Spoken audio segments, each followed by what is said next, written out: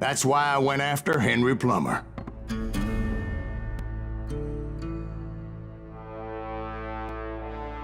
Now, wasn't he the sheriff who augmented his income by shaking down miners and robbing gold shipments? That's the one. Oh yeah, I remember him. He ran that gang of thieving outlaws called the Innocents. So it's true that you went toe-to-toe with him? Indeed I did, son. Indeed I did.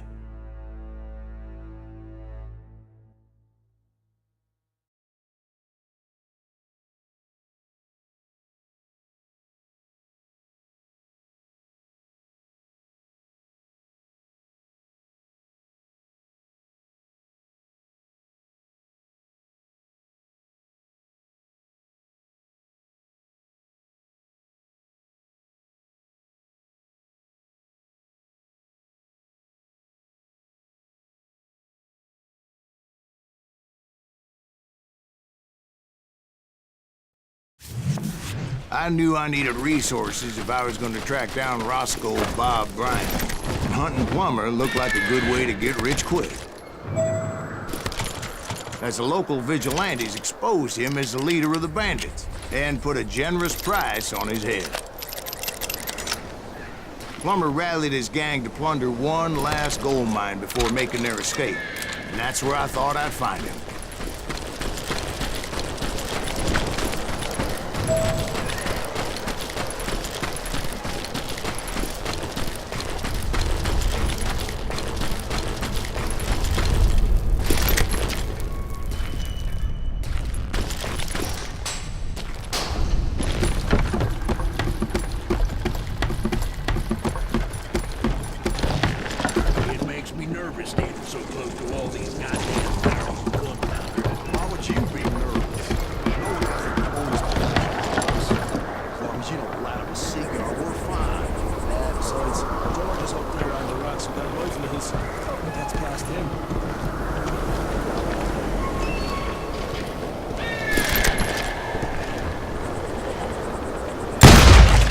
My late father pointed out to me more than once. God made men, but Samuel Colt made them equal.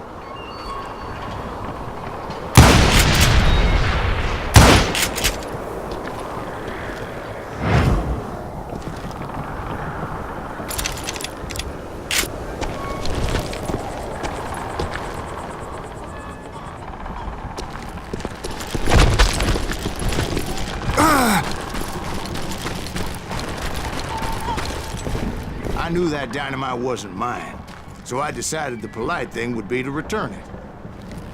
It was the biggest gold rush since Sutter's Mill in '48. Unfortunately, prospectors weren't the only ones drawn to those riches. They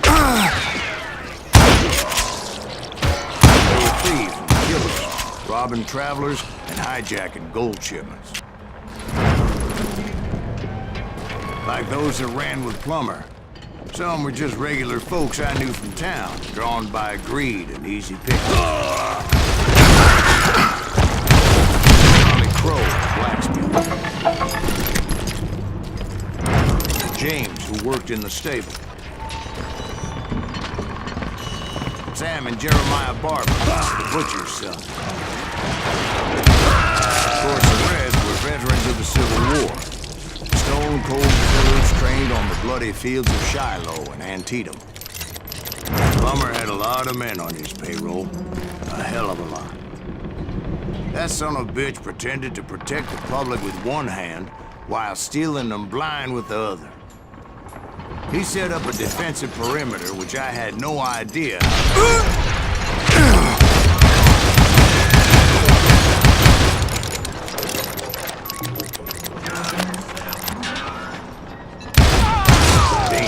Desperate individual. I was outnumbered and in way over my head, but I was too damn stubborn and stupid to realize it. They must have thought I was tough, or had some kind of death wish, seeing as there were barrels of gunpowder everywhere. One stray bullet, one stray spark, and I'd be blown to hell and gone. Did I have any second thoughts about what I was doing? No.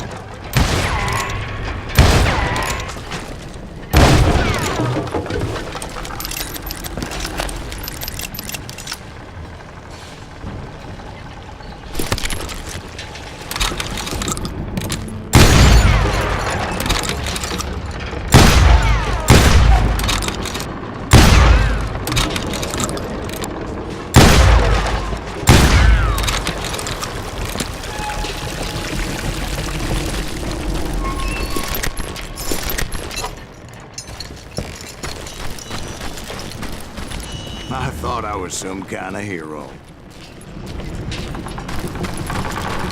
I finally made it past and headed on to meet my destiny. But first, I had something I needed to figure out. I had a few ideas on how to get into that mine, but once I made my decision, I knew there was no turning back. So my first thought was to enter the nearest mine portal. I saw an entrance. Made sense.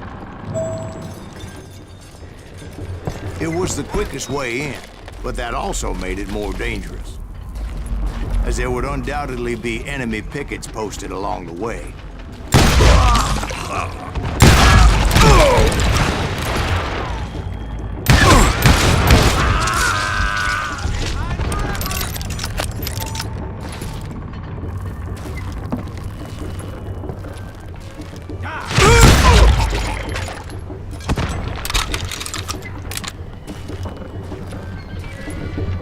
Besides, once you enter a mine like that, it's easy to get all turned around.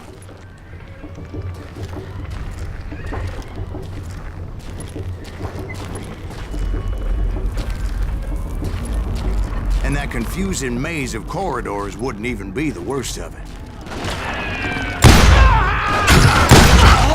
Some of those shafts could be as deep as hell.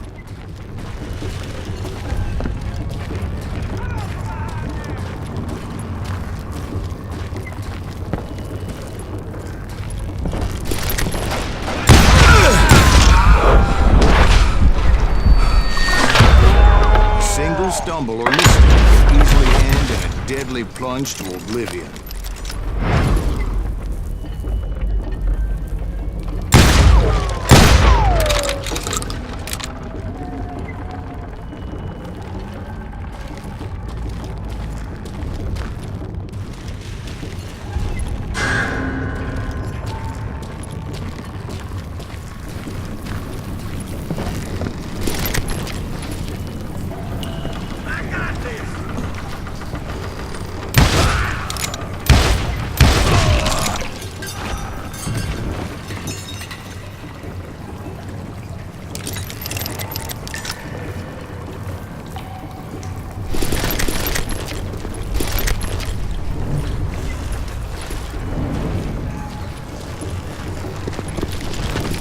Reflexes often make up for lack of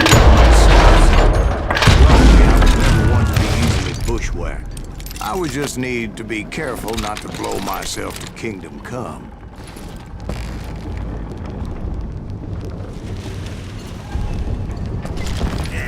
With all that gunpowder and dynamite everywhere, a body has to know what he's shooting.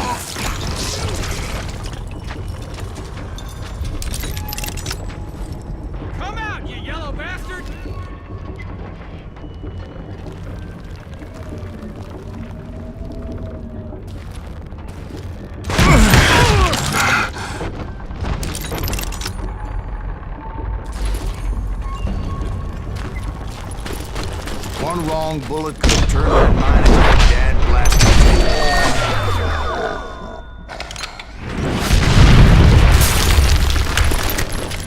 I freely admit my plan of attack was not just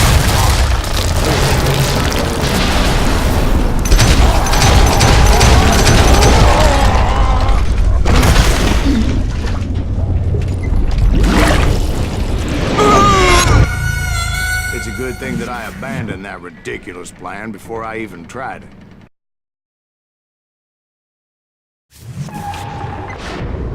Instead, I spotted a ladder, way into the mine from the opposite side.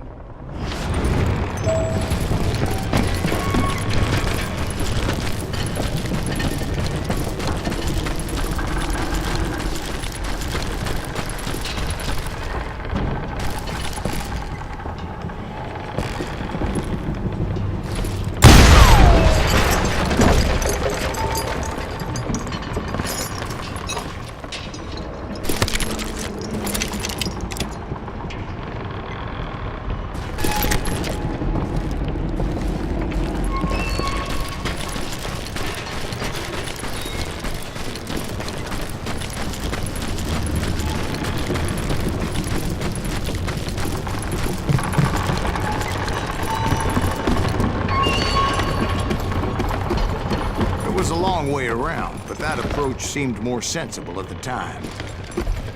Of course, being I had a problem with heights, that scaffolding scared the bejesus out of me. Climbing down that ladder required some caution. Because even though I had a younger man's reflexes, no man can dodge a damn bullet while climbing down a rickety ladder. I needed to make a leap of faith. I was determined not to give up, however. That Sheriff Plummer seemed quite the despicable character. When the vigilantes discovered what the sheriff was up to, people were outraged. The 10,000 they put on his head would go a long way to helping me find old Bob. And I had made it my mission to settle that score from hell or high water.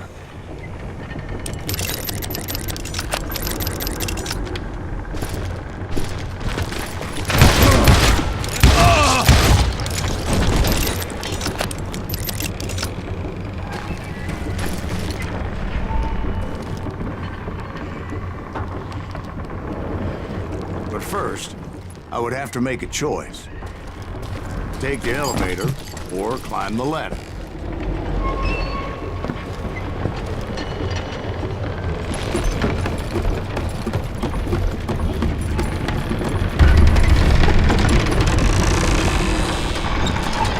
I wanted to use the element of surprise. Plus, I figured I could use the exercise. I was warmed up already, so what the hell?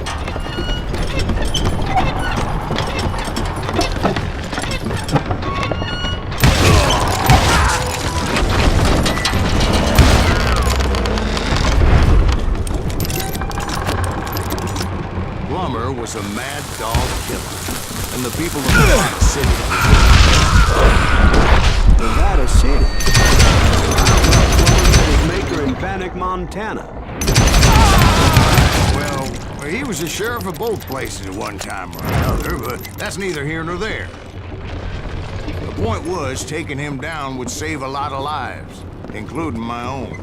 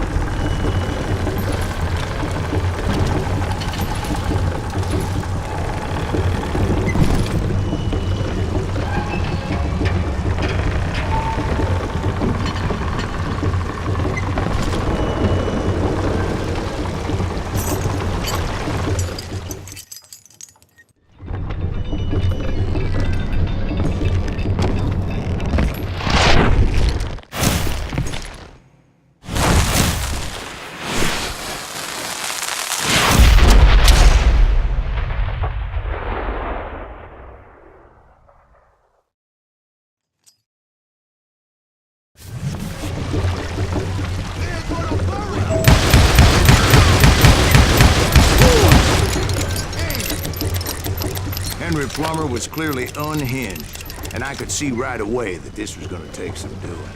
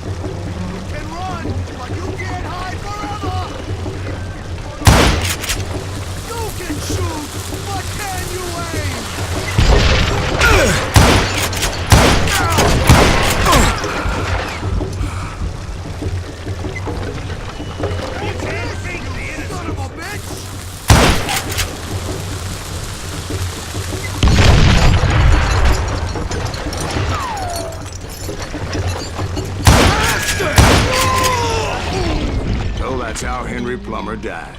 Him and his crew were worth their weight in gold. And now, I was officially a bounty hunter.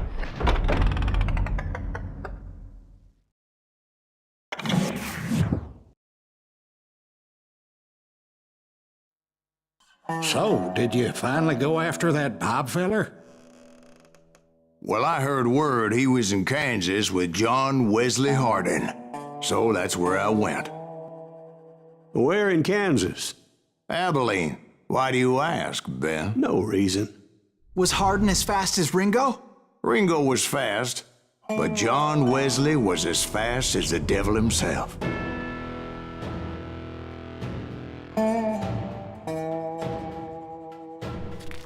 Hell, he killed his first man at 15. From that day forward, he had a price on his head and wouldn't back down for nobody, not even Wild Bill Hickok himself.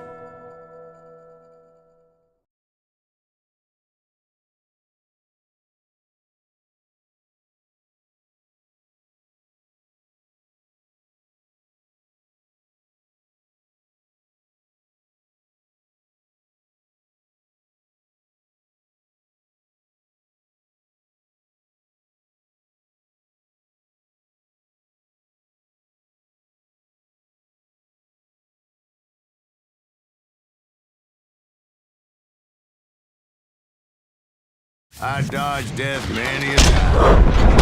Abilene was no good.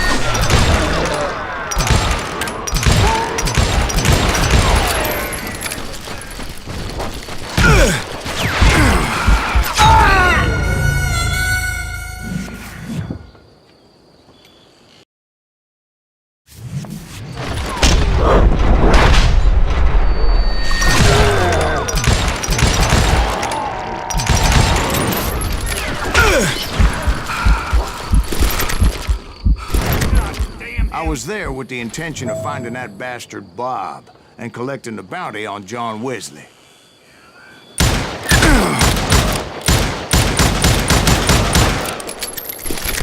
There he is!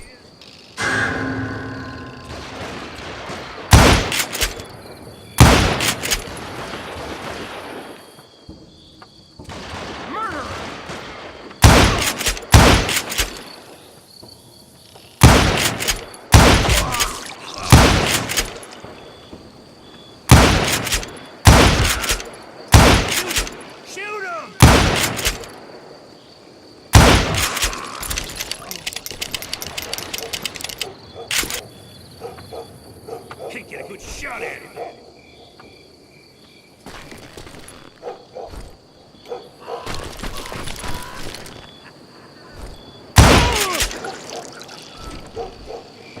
Watch where you're shooting.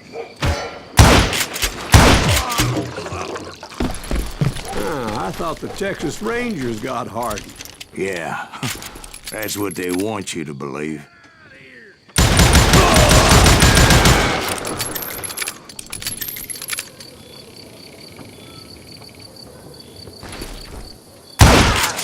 It was cold in a witch's tit and a brass bra that night as I fought my way past his loyal compadres.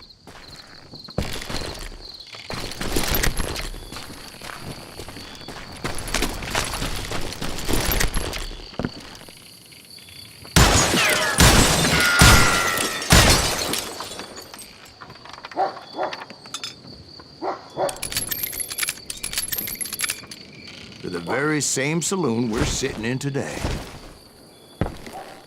Look around and imagine this place painted in blood. Hardin was waiting for me.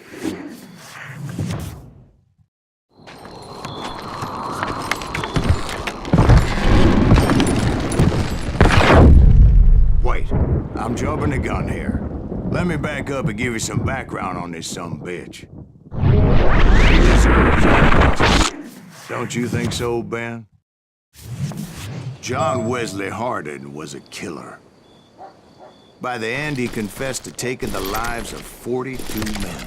Fathers and husbands, brothers and sons. Men with families who cared about them. Families who put up money in hopes of finding justice.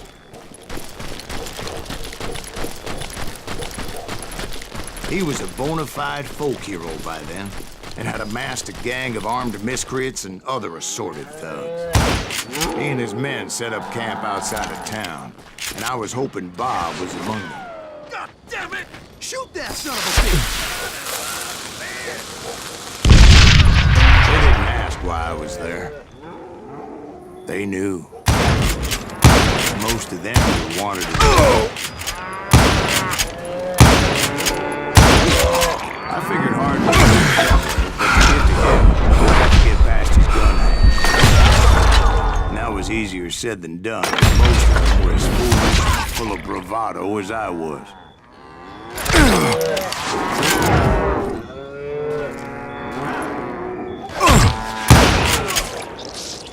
I had to spill a lot of blood to find out Hardin wasn't in that camp. He was carousing in town with his closest friends. Hardin's boys apparently didn't want me to reach the Bull's Head. Some were hightailing it into town to inform their jefe of my unwelcome presence.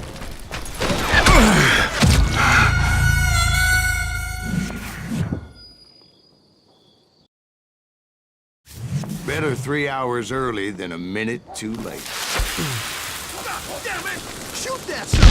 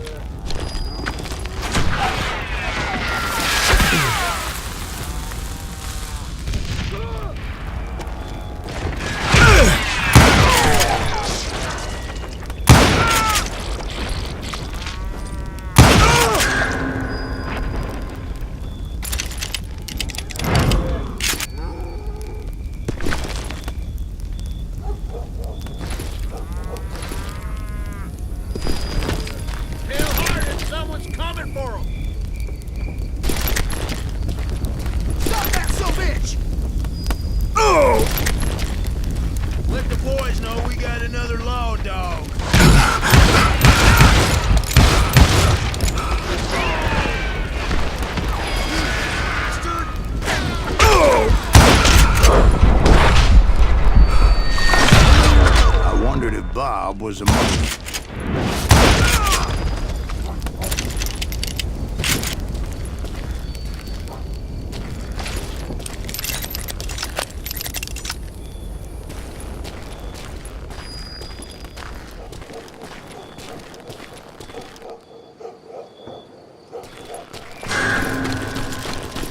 And I steeled myself for the fight ahead. For as good as I was, deep down I wondered if John Wesley wasn't just a little bit better.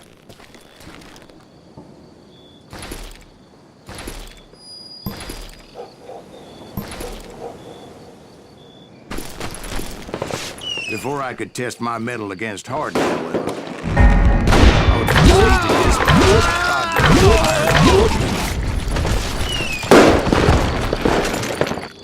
most of these degenerates were beyond redemption, but John Wesley might have been a different story.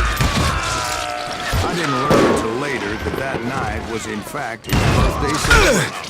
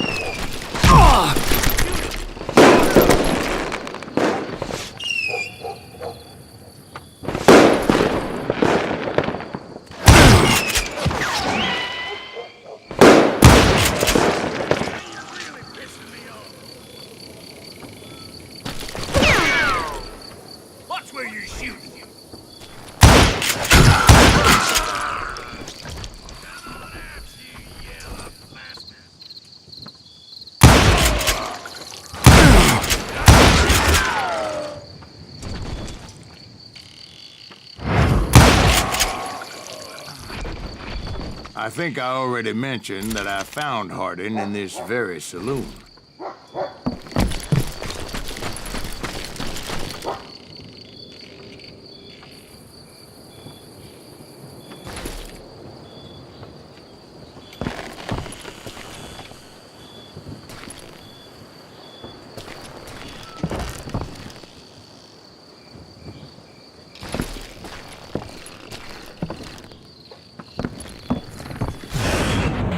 Suffice it to say, nobody there was ever seen it.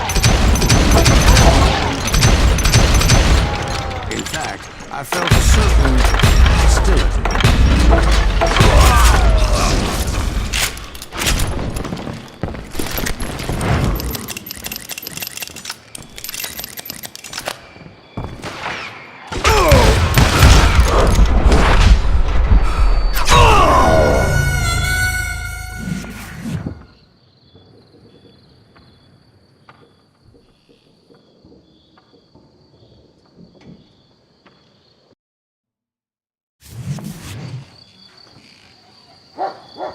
Better hide.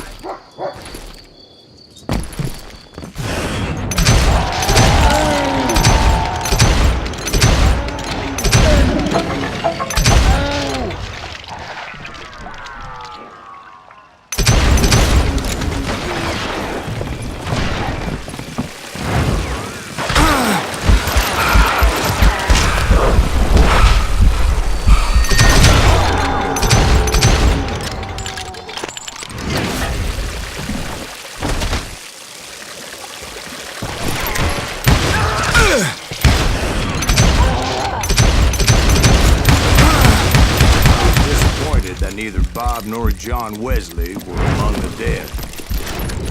But that was short-lived, as a moment later I was facing down the fastest gun in the West.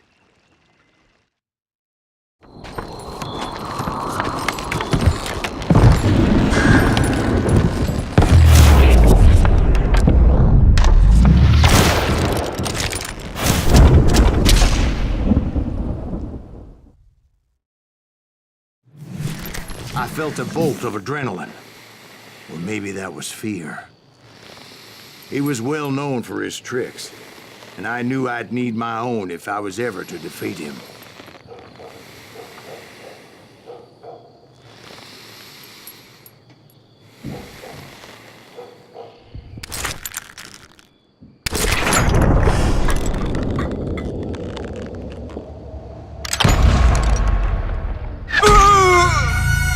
No, wait!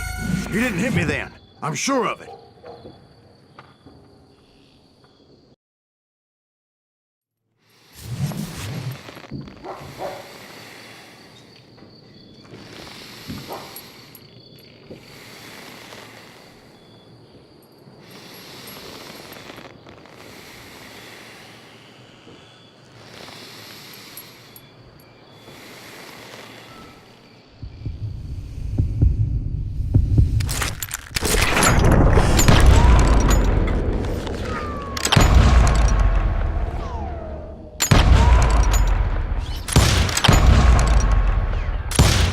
Was faster than greased lightning.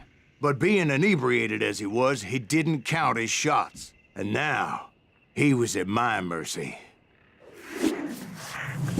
So he didn't die? No, I sent him to prison. Years later, after he was free, some restless avenger took his life. Shot him in the back, in a saloon just like this one. Anybody up for another beer? Ben?